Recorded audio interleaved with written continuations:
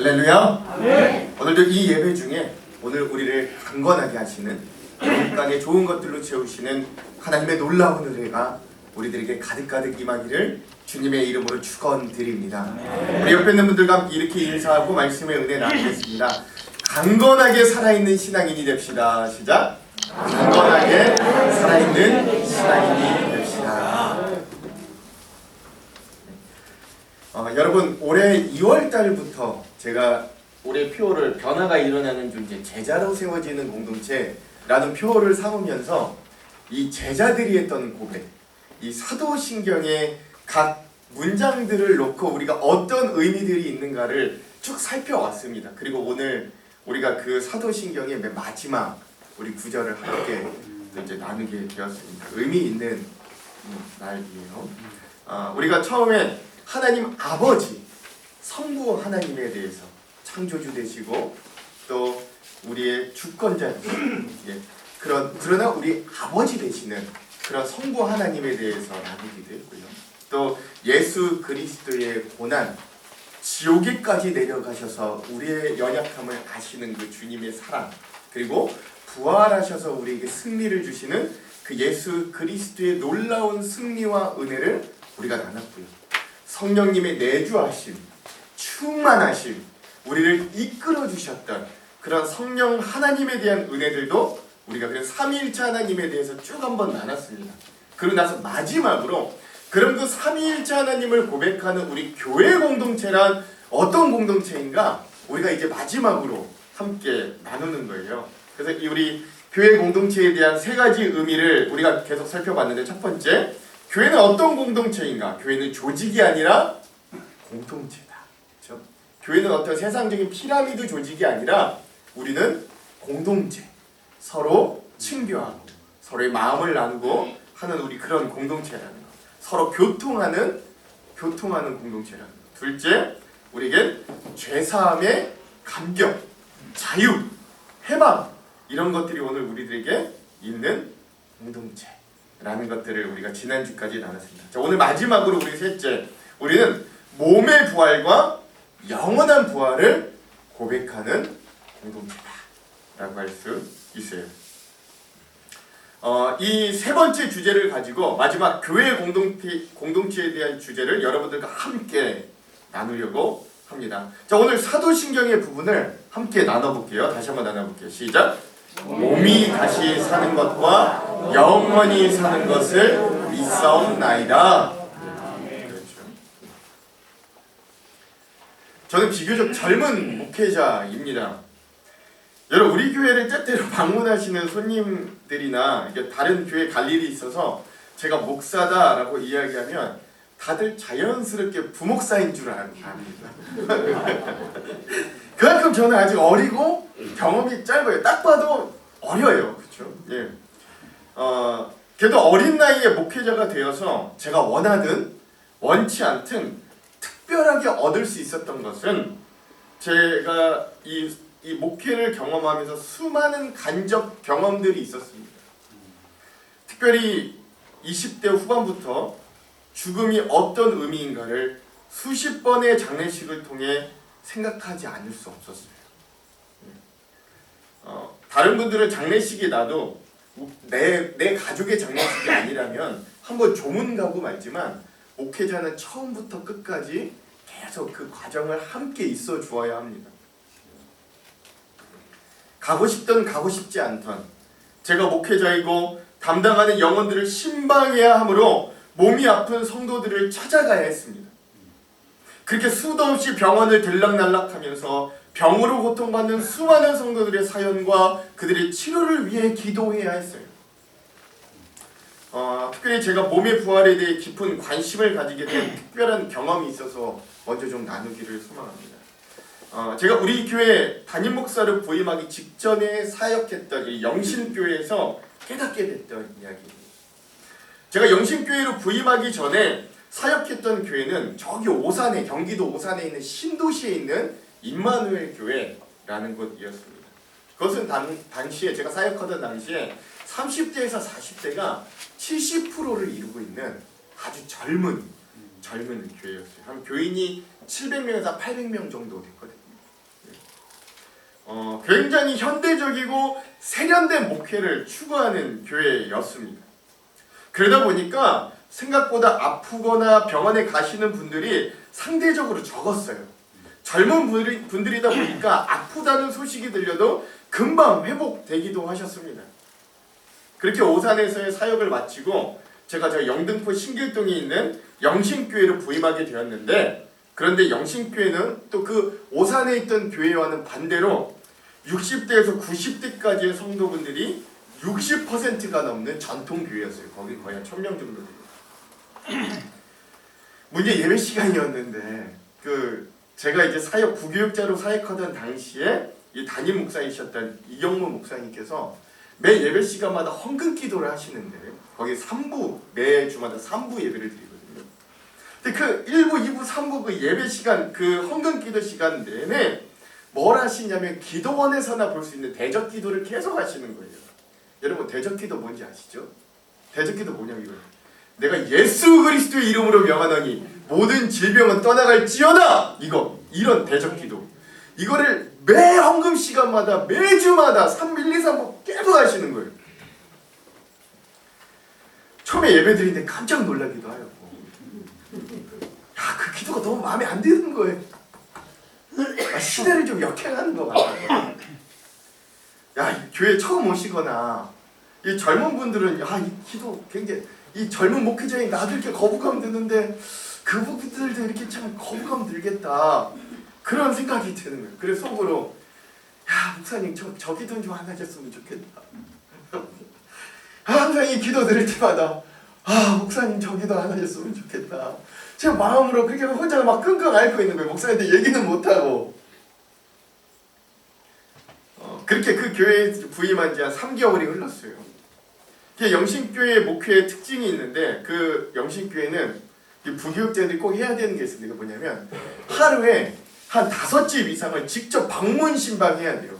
의무입니다. 이거 뭐 성도가 있든 없든 결석한 심자를 무조건 방문 신방해야 돼요. 이거 안 하면 목사님한테 엄청 혼나요.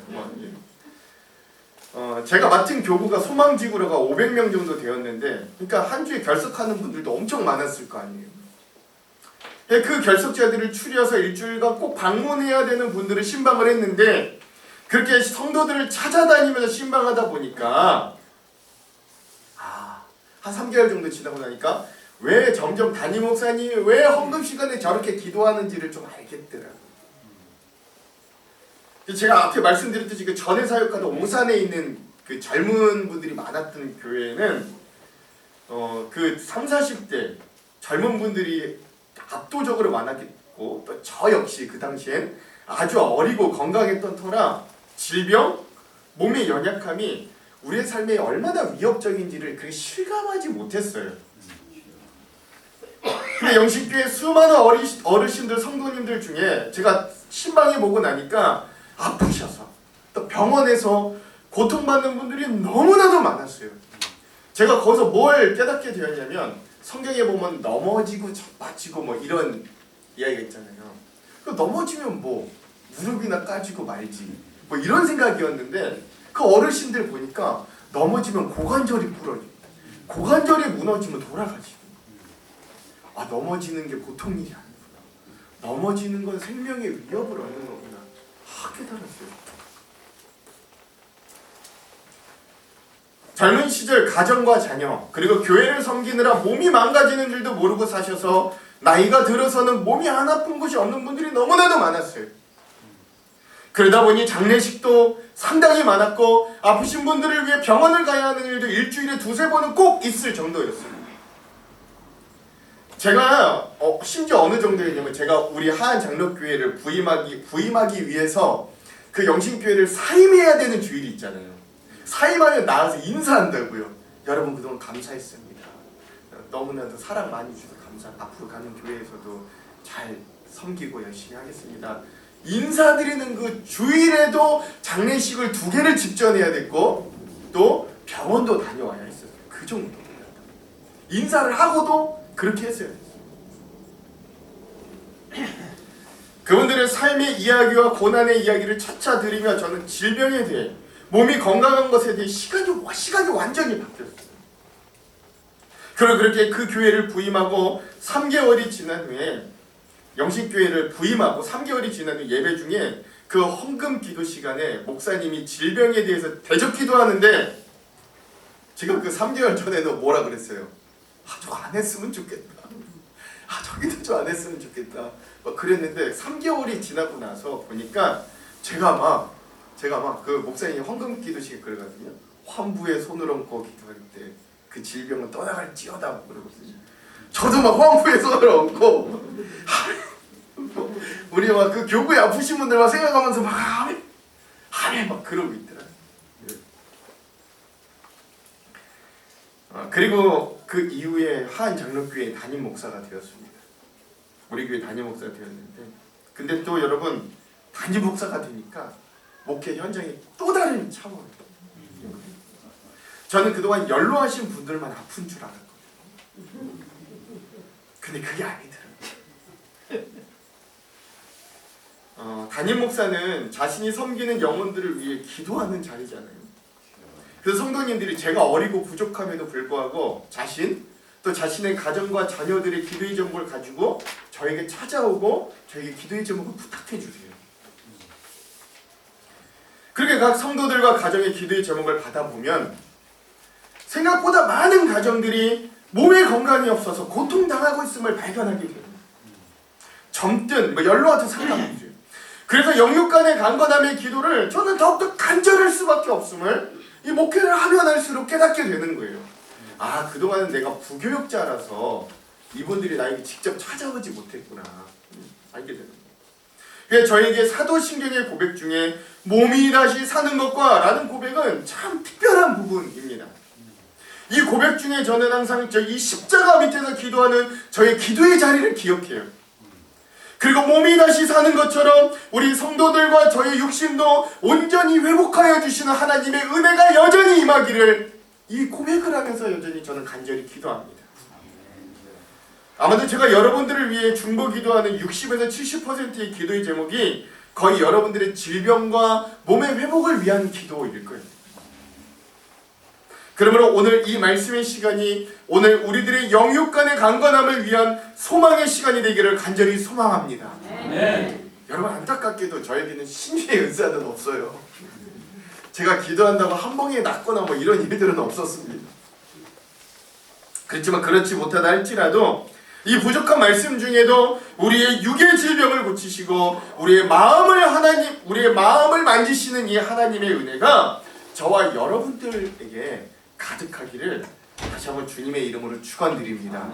오늘 우리는 몸의 부활과 영원한 부활을 믿는 우리가 과연 어떤 공동체인가를 함께 나누면서 우리 교회 공동체에 대한 우리 사도신경의 고백을 그렇게 한번 이제 우리가 마무리하고자 합니다. 자, 첫 번째 우리가 좀 나눠야 될 것이 무엇이냐면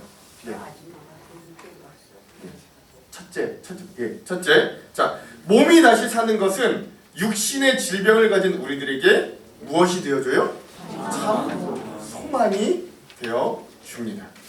오늘 본문인 고린도전서 15장은요 부활장이라고 여겨질 만큼 부활에 대해서 구체적이고 자세하게 우리들에게 부활에 대해 말씀해 주세요. 특별히 우리는 이 부분에서 우리의 몸이 온전케 됨을, 부활 중에 우리의 몸이 온전케 됨을 발견하게 됩니다. 다 같이 오늘 본문 중에 51절에서 53절을 한번 읽어볼게요. 읽겠습니다. 시작. 오라 내가 너희에게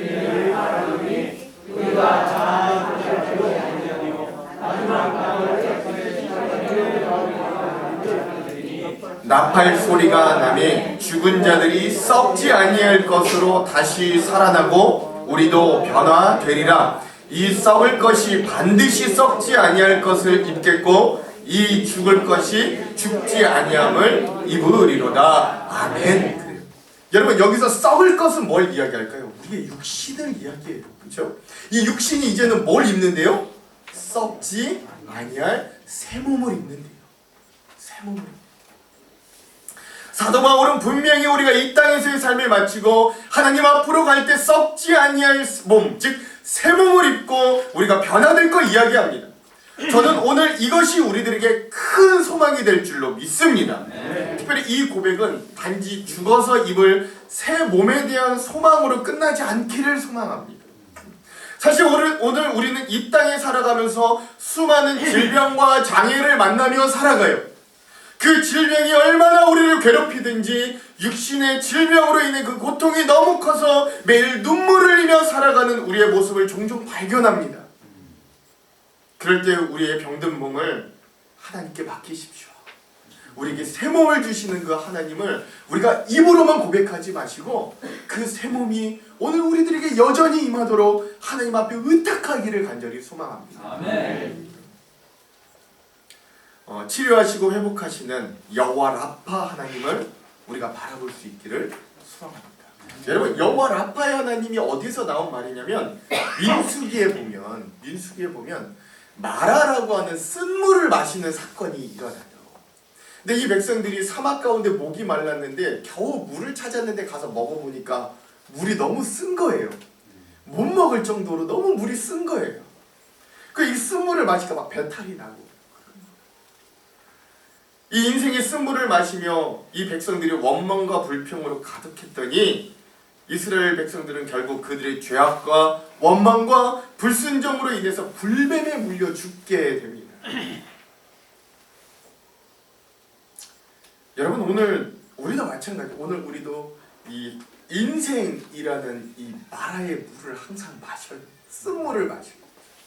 세월의 풍파, 세상의 쓴맛을 보며 때론 몸의 질병이라는 이 불뱀을 만나게 됩니다.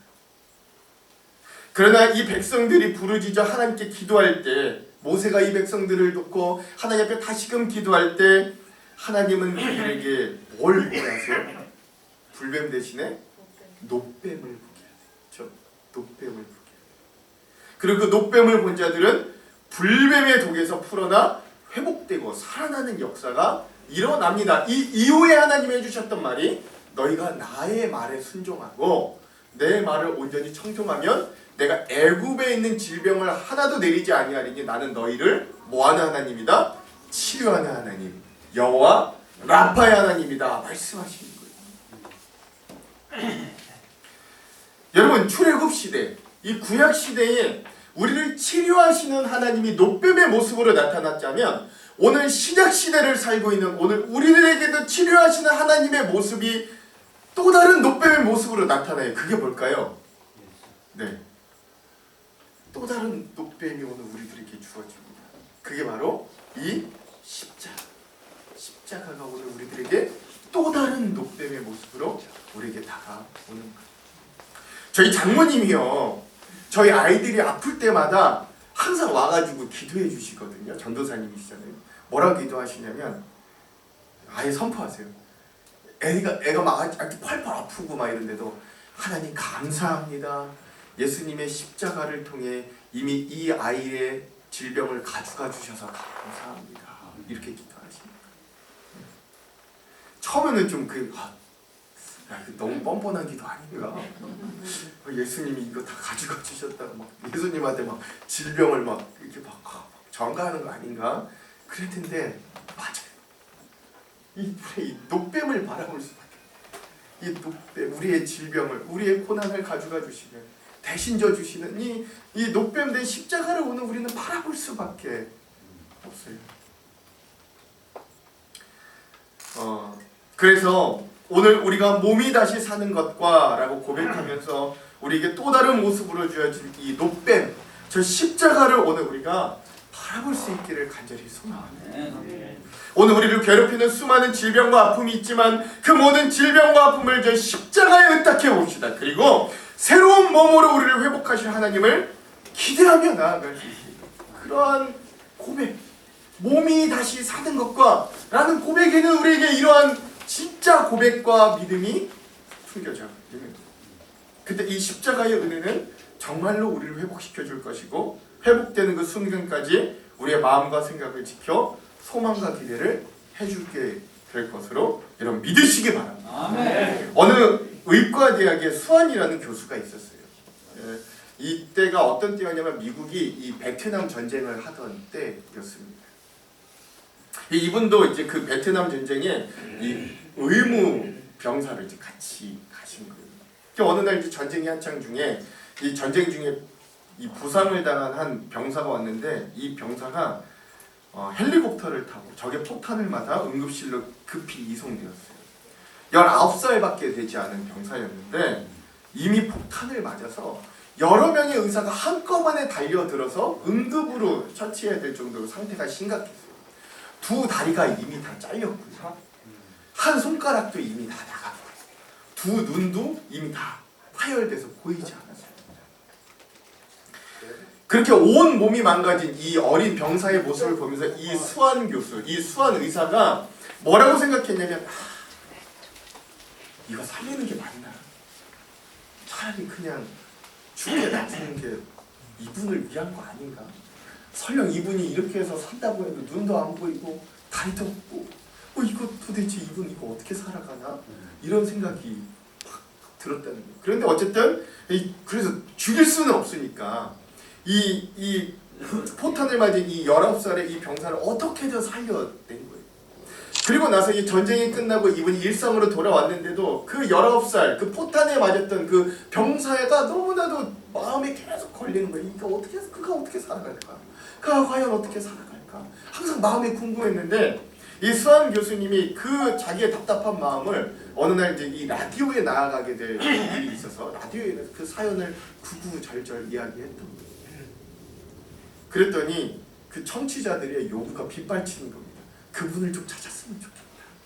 그분이 어떻게 지금 사시는지 너무너무 궁금하다. 좀 그분이 어떻게 되는지 알았으면 좋겠다. 그럼 알았으면 우리가 후원을 해줬으면 좋겠다. 뭐 이런 어떤 빗발치는 이 요청들이 막 들어오기 시작합니다.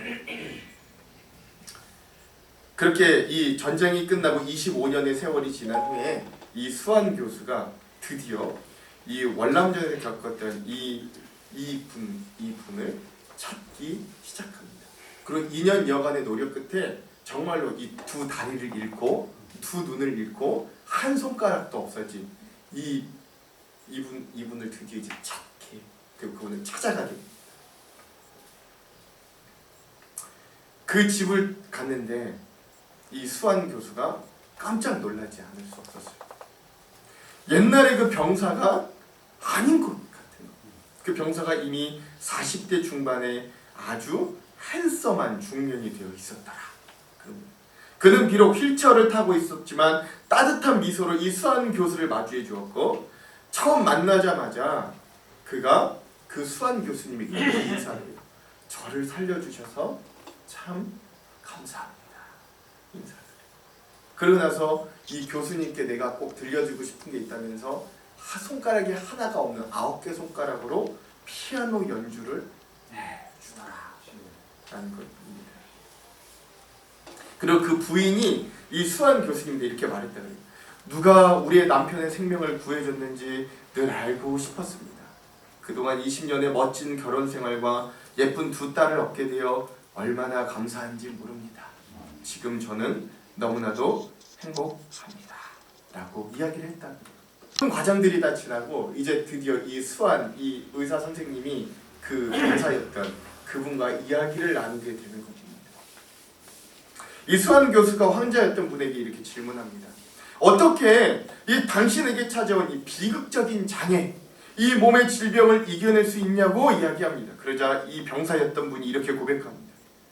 내가 어려움을 이겨낼 수 있었던 힘은 믿음, 소망, 사랑, 하나님의 약속의 말씀이었습니다. 나는 항상 이런 믿음을 가지고 살았습니다.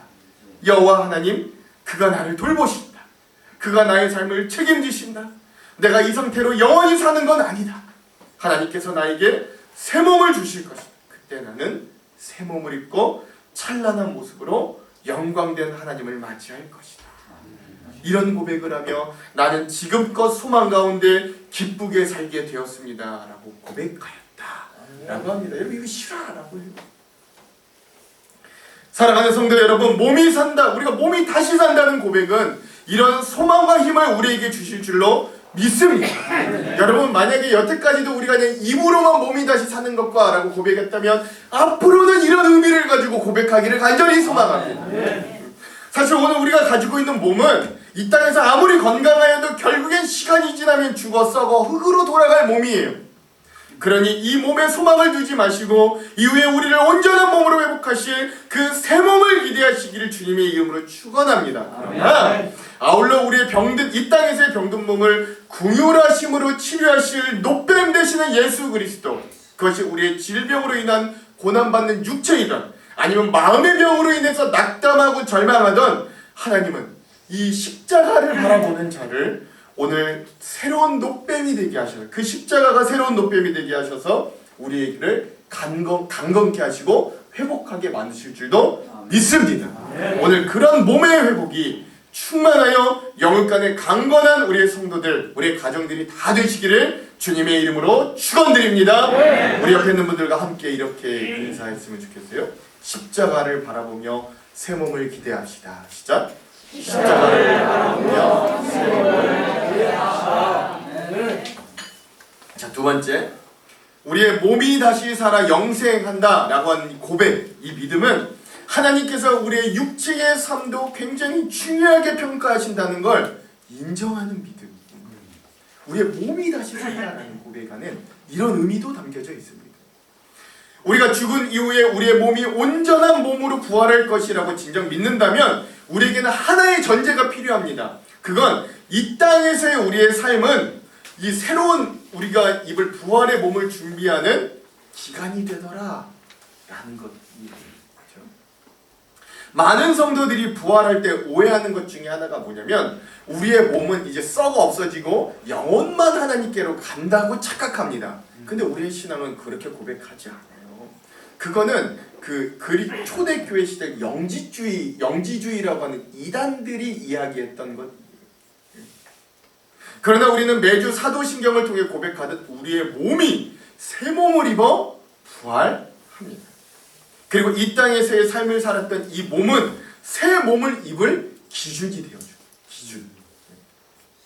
즉 몸의 부활을 진짜 믿는다면 우리가 살고 있는 이 땅에서의 시간들은 우리 한 명 한 명에게 이미 뿌려졌던 예수 그리스도라는 이 부활의 씨앗을 잘 가꾸고 움트게 하는 기간이 되는 거예요. 우리가 진짜 몸이 부활한다라는 걸 믿는다면 그런 전제가 우리들에게 이해될 수 있는 거예요. 그리고 이 땅에서 몸을 입고 살아가는 그 모든 삶의 시간 가운데 우리가 걸어갔던 삶의 방향을 통해 주님은 우리를 마지막 심판의 시간에 우리 평가하실 거예요. 이 새 몸을 입고 너희가 영원한 생명을 얻을 것이가 아니면 영원한 죽음으로 갈 것이다. 그러므로 성령으로 거듭난 우리는 우리에게 주어진 이 땅에서의 삶의 시간 동안 우리의 몸이 영원을 담은 몸이 되기 위해 땀 흘리고 성장할 수 있어야 됩니다. 오늘 본문의 말씀인 고린도전서, 이 고린도전서는 고린도 교회를 사랑하는 이 바울 목사님이 쓴 목회 편지거든요. 여러분, 고린도 교회는 문제가 아주 많은 교회였어요. 신약 성경에 등장하는 교회 중에 가장 문제 많은 교회가 고린도 교회였어요. 교회 안에 성도들이 이미 4개의 파로 나뉘어져서 서로 다투고 있었어요. 또 성적인 타락도 심해서 심지어 어떤 일이 있었냐면 교회 안에 아버지의 첩과 간음하는 성적인 죄를 지은 사람이 공공연하게 있을 정도였어요. 심지어 교인들의 분쟁을 이게 교회 안에서 해결이 안 되니까 막 교인끼리 서로 고소해가지고 서로 법정에 가서 막 소송하고 이런. 법정 가면 관계 끝이잖아요. 그런.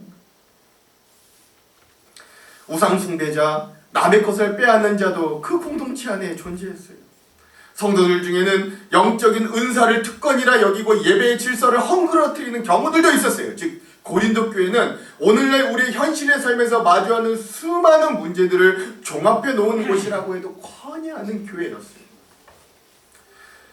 그러니까 교회였는데 믿음을 가지고 있는 사람들이 모인다는 곳이었는데도 아직도 그 교회의 풍토는 세상적인 삶, 옛사람의 힘이 예수를 만나고 난 이후에 성화되고 경건한 새 사람의 힘보다도 훨씬 더 그 옛사람의 힘이 큰, 죄인된 삶의 힘이 큰 그런 안타까운 교회가 고린도 교회였다.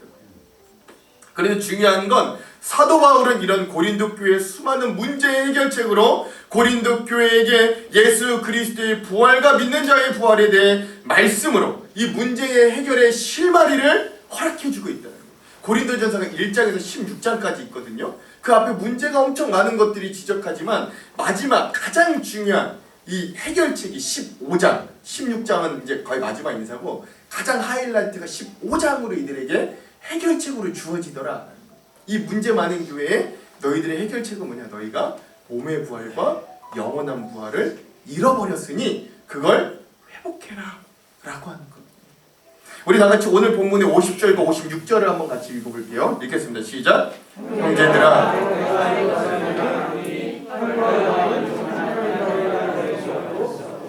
또한 썩는 것은 썩지 아니할 것을 유업으로 받지 못하느니라. 사망이 쏘는 것은 죄요, 죄의 권능은 율법이라. 아멘. 고린도 교회 성도들처럼 오늘 우리가 몸이 다시 사는 부활을 믿는다고 하면서도 세상 사람들과 별반 다르지 않은 모습으로 살아가는 이유가 뭘까요? 거기에는 오늘 우리가 여전히 죄 가운데 몸의 부활을 믿지 못해요. 왜 수많은 목사님들은 그렇게 성도들에게는 믿음을 선택하라고 해놓고 가장 중요한 순간에 본인들은 믿음보다 세상의 돈, 권력, 세습, 성적인 쾌락을 선택하는 걸까요? 성도들은 안 그럴까요? 저는 단연컨대 우리의 말과 머리로만 이 몸의 부활을 고백할 뿐이지 진정 이 몸이 부활한다는 걸 믿지 못해서 그렇다고 저도 단언하고 선언합니다. 만약 우리들이 우리의 삶에서 가장 마지막 순간에 우리가 부활할 이 몸으로 하나님을 대한다면, 그걸 진짜 믿는다면 그렇게 행하지 못할 거예요. 그 마지막에 마주할 그 하나님이 무서워서라도 그렇게 할 수 없을 거예요. 즉 이 몸이 다시금 온전한 몸으로 부활하리라는 것을 믿지 못하고 단지 우리가 이 몸이 썩어지고 영으로만 부활한다고 믿게 된다면 지금 우리가 가지고 있는 이 몸은 그저 이 땅에서 음행과 쾌락과 나의 욕망을 위한 도구가 될 뿐이에요. 싸움으로 분쟁이 있고 우리의 욕망과 다툼이 일어나는 도구로 이 몸이 전락할 뿐이에요. 왜? 이 몸은 썩어질 거니까 어차피. 난 영으로만 경건하면 돼.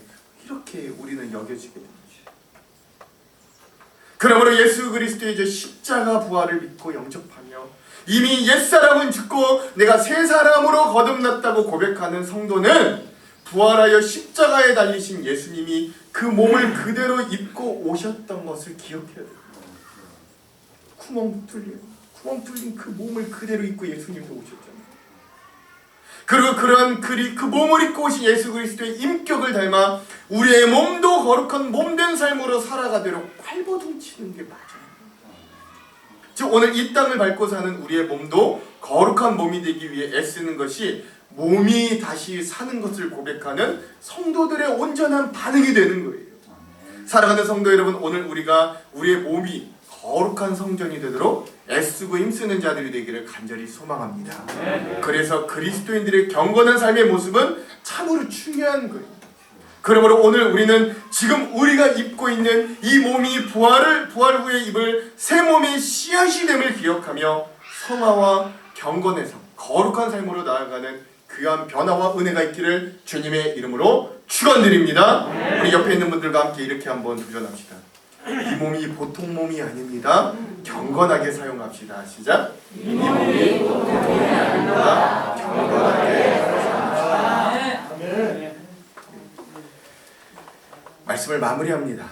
오늘 우리가 몸이 부활하여 영원히 산다고 하는 이 믿음은 결국 우리 그리스도인들이 세상을 이기는 소망이 돼요.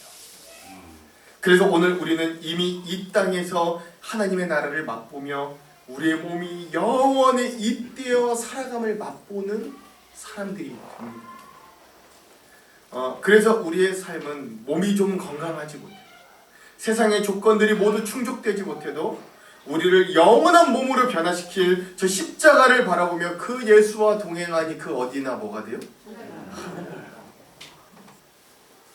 그 고백이 바로 영원히 사는 것을 믿는 사람들의 승리가 되는 거예요.